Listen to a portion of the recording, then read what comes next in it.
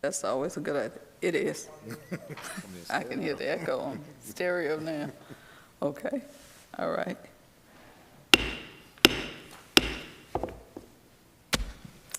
We're going to call this meeting to order of the Policy Review Committee, and we have several policies to go over, but first we're going to take a moment. We've had the minutes from the last meeting to review, and so unless there are changes or additions, I'd like to move forward with the approval of the minutes. Are there any changes or additions? At the last meeting, of course, Mrs. Byram and I were here together, and I don't have any changes.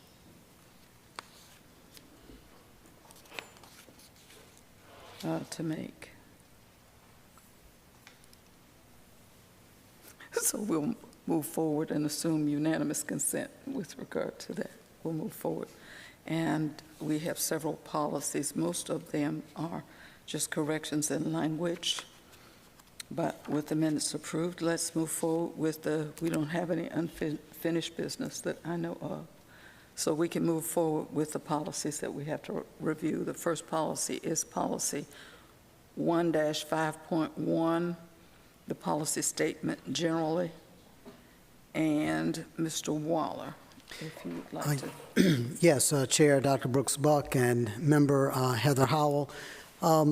This policy change adds to the school board's non-discrimination statement that the school board is committed to non-discrimination with regard to military status. Previous wording was status as a veteran. Virginia Code Section 22.1-295.2 provides that no local school board shall discriminate in employment based on military status. So the policy change now includes the word military status as opposed to the wording status as a veteran. Okay. Do you have any questions? Okay. We can move on to policy 1-6.4. Policy 1-6.4 pertains to Title IX investigations, removes the word complainant and inserts the word person allegedly harassed, and removes the word perpetrator and inserts in its place the word harasser. And this is pursuant to Title IX of regulations adopted by the U.S. Department of Education, found at 34 Code of Federal Regulations, Part 106.9.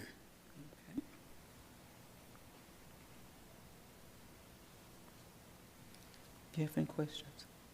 Okay. All right. We may move on.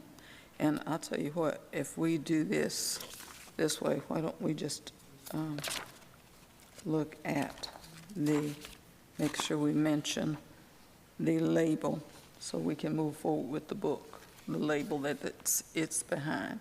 We're going to look now at policy 1-6.8, and that's going to be behind, I think, 14. Right, that's actually 13. your tab. I think that's your tab 13. Oh, yours is different. Yeah, yours is the same, yeah. my tab 13, our tab 13 in the book. Okay. That's your tab 13.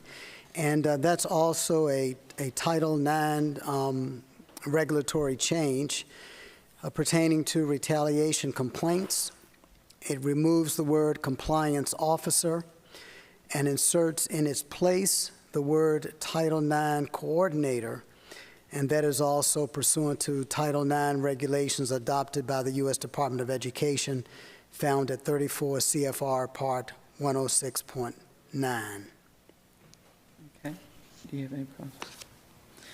Most of these are language changes, and they're just required language changes. Is that correct? That is correct. Okay. That is correct. You will see in some of the later policy revisions that there are some substantive changes, but in a number of them, they are grammatical in nature, maybe a word here or a word there that's been changed. Okay. All right. Thank you. Okay. The next one we'll look at is Section 2, and that's 2-2.6, School Board Officers, Organizational Meetings, Appointed Officials, and Duties. And that should be your tab 19. And it inserted language that upon election, the chair immediately assumes office and presides over the remainder of the meeting. There are also certain grammatical changes noted. And in place of the word chairman, we're replacing it with chair. And in fact, we're going to do that throughout the policy. We're going to remove the gender reference to man, and we're going to just make it chair. Okay. And one of the things that you are authorized to do under state code is to set your own rules and regulations. And there is a specific code provision, 22.1-72, that deals with organizational meetings. And so it's under that authority in 22.1-72 that this change is coming before you. And this is actually what your practice is anyway. So this simply brings your policy in line with what your practice is. Okay. Okay.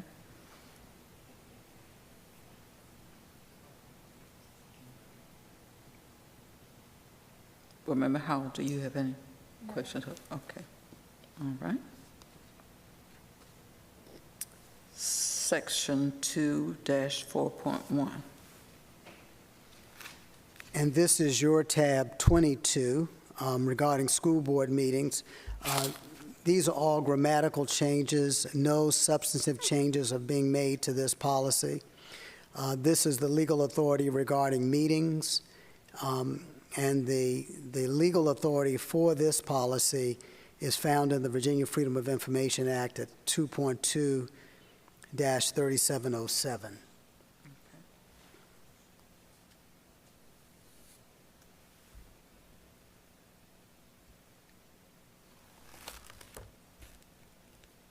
I did want to ask there, I know that as of September 1, we can have in meetings with our advisory committee groups. I have informed them that as of September 1, the General Assembly has approved electronic meetings, but there's some board action that we have to take, or? Yeah, that is correct. Can you give me some information about that and how we should go about that?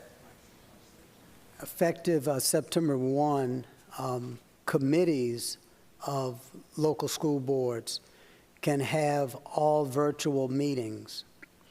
But before that can take place, the school board has to adopt a policy that allows for it.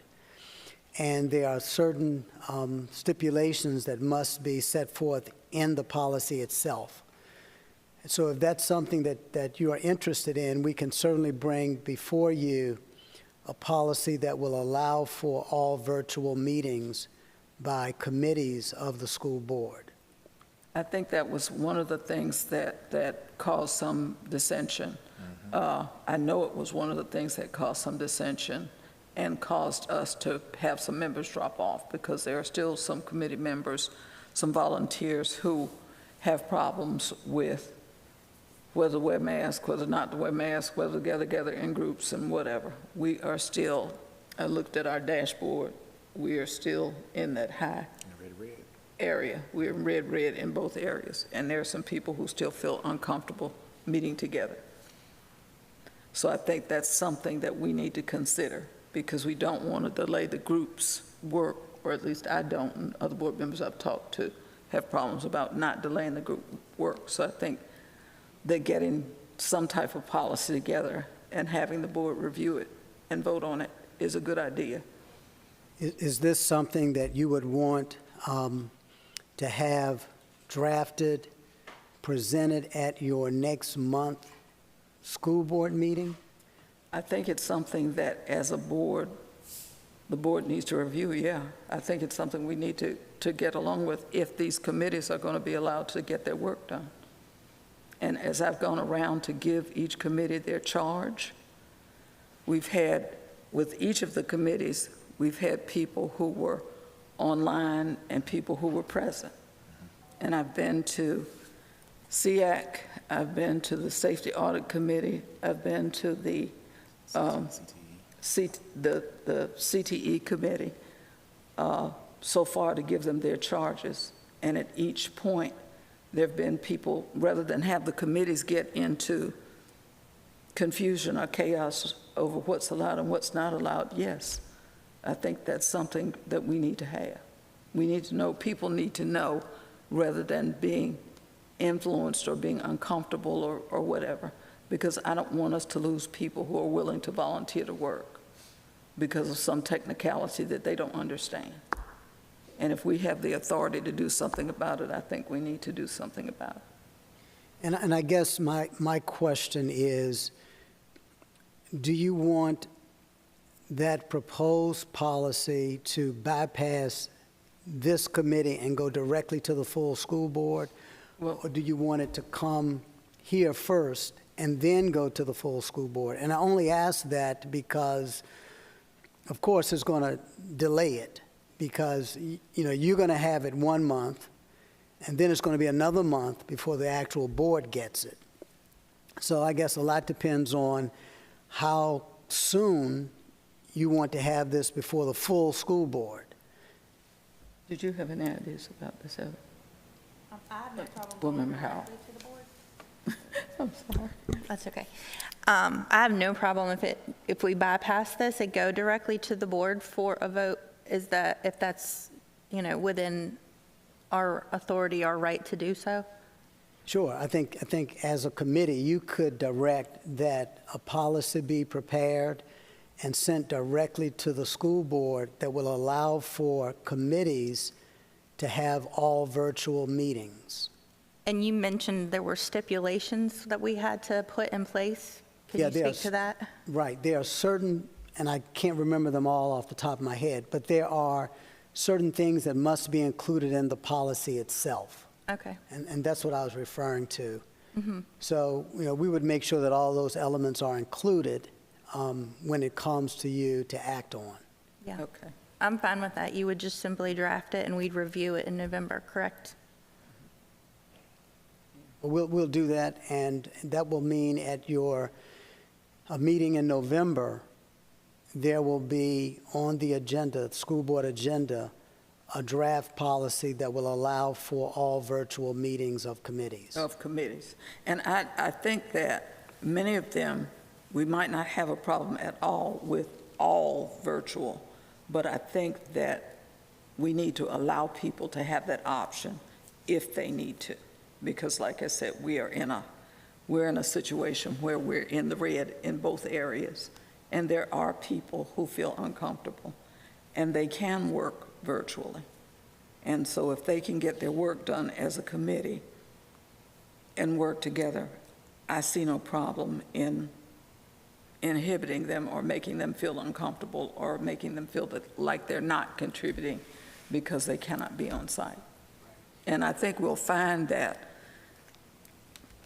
I know not just in school committees, but in church committees and other groups, there are people who want to be there and see me in person, and they'll be there, but there are people who don't feel comfortable with that. So I think allowing them the all-virtual meeting if they need it, or a hybrid meeting if they need it, either way, rather than having them be concerned about it, they have that option. Okay. Well, we will certainly prepare that, and we'll have that ready for you in November. Thank you. Thank you. And let's go on, unless there are questions about that. We'll go on to 2-9.11. This is your tab 25, and this is the conflict of interest disclosure required by the superintendent. It changes the date by which the school superintendent is required to file the conflict of interest statement. The date changes from January 1st to February 1st, and that is under Virginia Code Section 2.2-3115, and it requires the annual filing by February 1. And that's what we are under now, is that correct? That is correct. Okay. That is correct. Okay. And one of the reasons that the superintendent has to file this conflict of interest statement is because you have a policy that requires it.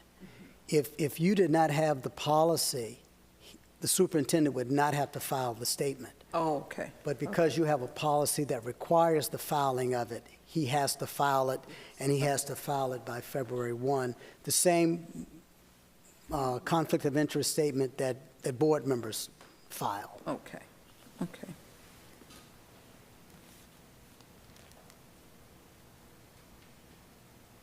All right, do you have any?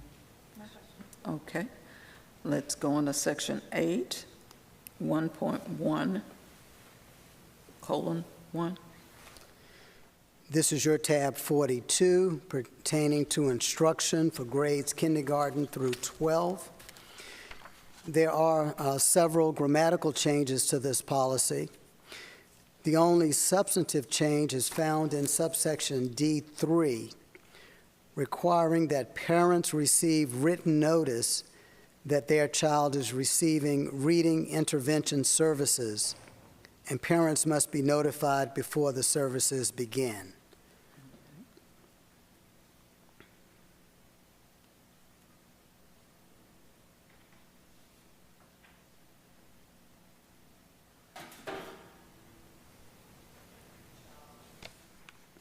Any questions? No, ma'am. Okay. Moving on to section 8, 10.1. Your tab 43 regarding drug education. This allows Suffolk Public Schools to provide instruction regarding underage marijuana use in its drug education program, and this is allowed for under Virginia Code Section 22.1-206. Okay.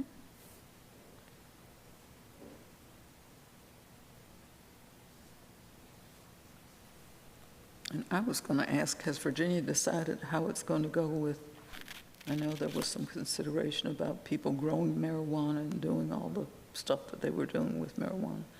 Has there been a firm decision on how Virginia is going to handle marijuana growth, sales, whatever else they're doing with marijuana? I'm not really sure because it's not something I've been closely following. I just heard something last week. I was wondering if there were any decisions about that. I guess whoever is teaching this will follow up on it. Okay. Thank you. Section 8, unless you have any questions. No, ma'am. Okay. Section 8, 12.1, driver education, high school offerings. This is your tab 45. In its driver education program, Suffolk Public Schools is to include the dangers of distracted driving and speeding. And this is required under Virginia Code Section 22.1-205.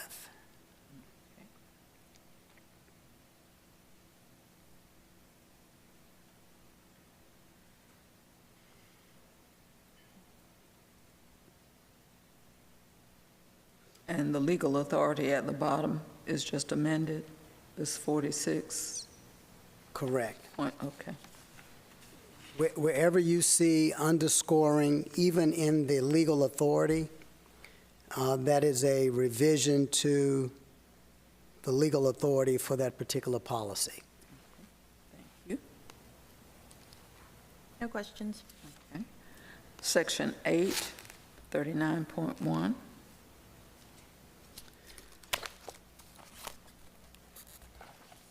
This is your tab 51. This is an interesting suggested policy revision that actually came down from the VSBA. This policy recognizes that students may be involved in areas of study on which different positions are held by various citizens and groups. This policy provides that students should receive instruction in an atmosphere that is free from bias, prejudice, and coercion. And this is allowed under Virginia Code Section 22.1-78 that allows local school boards to adopt policies for the supervision of schools.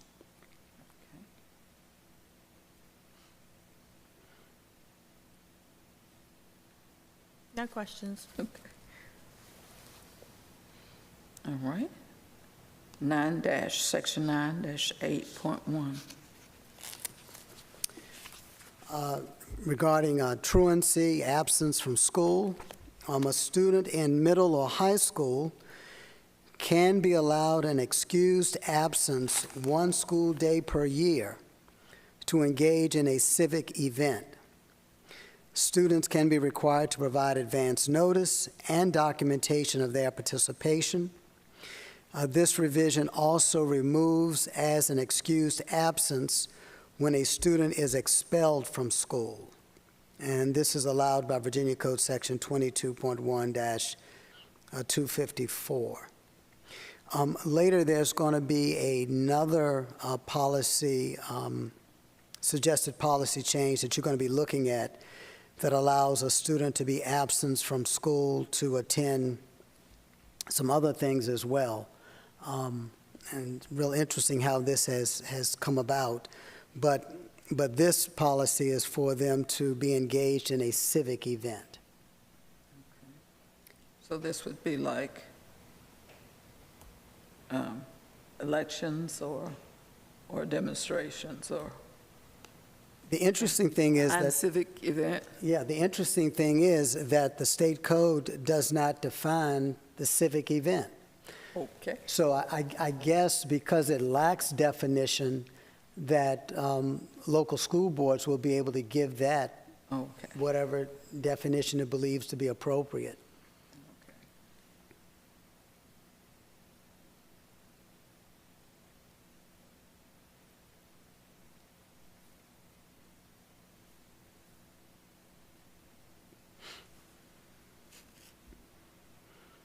Well, let me ask you this. When students are suspended, I guess I'm glad you're here, John. When students are suspended because of the suspension, they're absent. So that's a consequence. Do they get to make up those assignments or? Yes, we basically do a 1-for-1 for any days of suspension. It's the same amount of days the students are allowed to make up the assignment, and we actually code it with an S in the system for suspension. Thank you. Did you have any questions? No, I do not. Well, yes. So you said that there's no definition for civic event. Is this something that we have to establish something in writing for to specify what we will accept, or is this something that's case by case handled by administration? I think that if the administration finds it difficult to implement, the administration may be asking the board to give definition to a civic event. Okay. And Ms. Howell, just to piggyback on Mr. Waller's explanation, we try to take a look at, number one, what the event is, number two, if it's going to be shared and brought back to the class for any type of educational purpose. In most cases, there's discussion that is had with the school administration on it, and most of the time that's going to be handled at the building level. We do know that we've had kids, of course, the service pages, that's a civic event, that's always going to be excused. If they happen to be visitors for the General Assembly or even at the Capitol, we always excuse those types of things, or even local events here. So the majority of the time is not an issue. You know, I would probably say about 90%. But, you know, as a former history and government teacher, I got to have a pretty strong grasp of it. So I think we'll be able to handle that for you. We had students, I know because I participated in the demonstration at Lakeland. The mayor was there too. The students walked out in support of the Parkland students. And it was very well organized. They did it at Nance River, and I know they did it at Lakeland, and they probably did it at Kings Fork as well, but I know they did it at those two schools. And the students who did it at Lakeland asked the board members and the city council members if they'd come over and be speakers on the program. And the mayor and I came over to Lakeland and supported the students, and they were very well organized, very well behaved, listened very well, and went back to their classrooms. But they did come out of classrooms in support of the Lakeland students. I mean, those are good life lessons. It's the classroom outside the classroom. Okay. All right. 8, that would be 9-8.2 would be the next one. This is your tab 58, grammatical changes to this policy. Also, language added to the policy that includes if a parent provides a reason for the child's absence from school that is unacceptable to the school administration, the school will notify the parent by phone to receive more information regarding the student's absence from school. And Virginia Code Section 22.1-258 requires that there be direct contact with a parent when a student is absent from school. Okay. Any questions? Okay. 9-27.2. Your tab 67, service animals.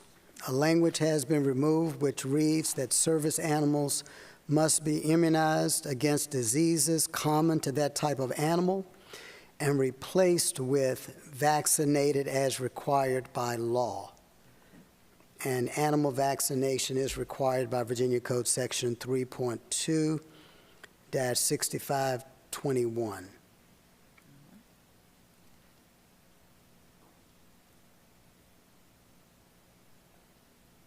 No questions. 10-1.3. School visitors. Visitors entering school property, their name must not appear on the Virginia's Crime Against Minors Register. So, and that is something that is routinely done. I know that Suffolk Public Schools, they actually check for those individuals that have signed up to be visitors in our buildings to make sure that they're not on the registry. Okay. Thank you. We appreciate that. Okay. 10-10.1. That's your tab 72, regarding illegal activity on school buses. It added activity on school buses that can be reported to local law enforcement. The current language of your policy references school property, but did not specifically include school buses. So this is to ensure that not only can activity be reported to law enforcement that happens in a school building, it can also be reported to law enforcement if it happens on a school bus. Okay. And let me ask you something. I put a note by that. Should it be, with regard to the language after that, should it be is reported, shall be reported, or will be reported?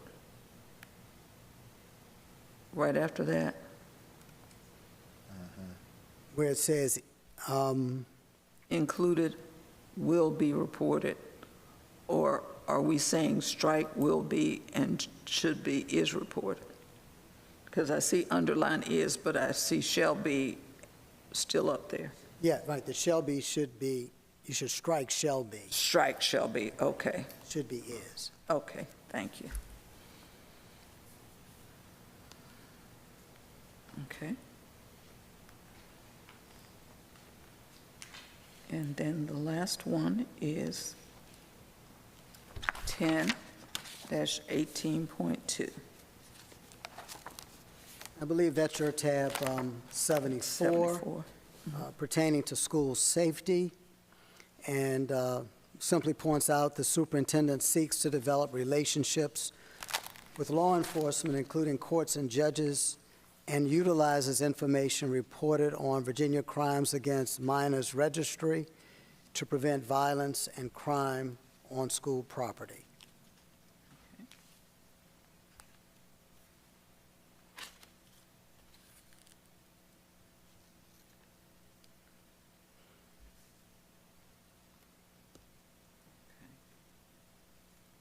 Now, I have no business other than that I asked you about with regard to our advisory committees. Do you have any questions or concerns? No, ma'am. This helps us break down that list of policies that we have to review. This puts a dent in the things that we have to review. Right, puts a slight dent Yes, it into does. the number of policies. And the policies we have to review. Thank you very much. Now, the question I wanted to ask is, since these are minor changes, do you think we need to do a first reading and a second reading? Because we're just doing changes in language. I mean, my instinct says no, but honestly, I would defer to you and Mr. Waller for the legal aspect of that. If that's something that's permissible and we're still in compliance with procedures, just changing the verbiage, the grammar even, I don't have a problem with it, but again, I don't feel comfortable making that call. So, It's really a judgment call on the board's part, whether or not they want to have a second reading.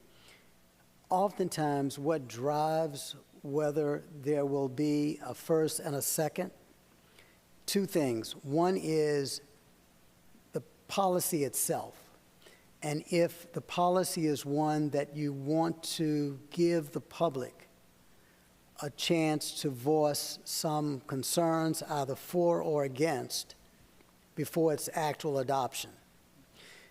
The other thing that is sometimes taken into account is the nature of the revisions. If the revisions are minor, oftentimes it would bypass a second reading and just go first reading and adoption. And then the third factor that sometimes interplays with this is whether or not there's an emergency situation that requires immediate action, something that the board feels it just needs to take place right away, either because it impacts the work of the administration or because there may be some safety issues involved. And so for that reason, the board may want to have it passed and implemented soon. So they are the three factors that are oftentimes weighed to determine whether or not to waive a second reading and do adoption with the first. I mean, has that been done before? A waived a second reading? It's Oh, yeah. fairly, okay. and the reason I said that is because these are very minor changes.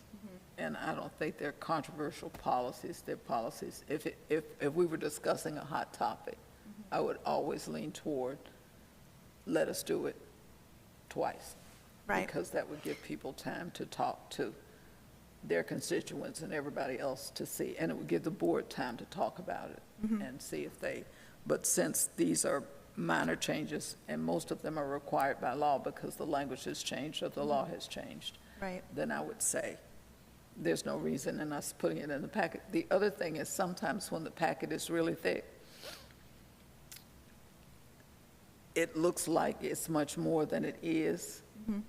And we'll have some policies that we really need to take a much closer look at that are coming around later that I think people need to focus on, and we need to put fewer in the packets when we look at those. And that's why I was suggesting that we take these minor ones and do it now and get it over with. Yeah, I understand. I mean, from my understanding, we're not changing content really, we're just changing, Language, I mean. in many cases, like verb tense. Right. One of the other safety valves, if you want to look at it like this, is even if you put something on for first reading and adoption, a board member could very easily object to the first reading and adoption and and ask that the policy be pulled. And then there would be a separate vote on whether to pull it out. And then if that should happen, then it would automatically go to first and second reading. Second reading, yeah. Correct. So it's not like they'd have to look at it, they'd always have a choice. Okay. So if it's okay with you, I would like to recommend that. That's fine. I'm in agreement. And if we have no further business, Since we have no further business, thank you so much. I know that Mrs. Barham is back. I'm hopeful that she'll be able to join us this afternoon. She was not able to join us now because she has some appointments, but I'm hoping she's going to be able to join us virtually this evening. I'll see how she's doing. Just came back late last night. We are done. Thank you.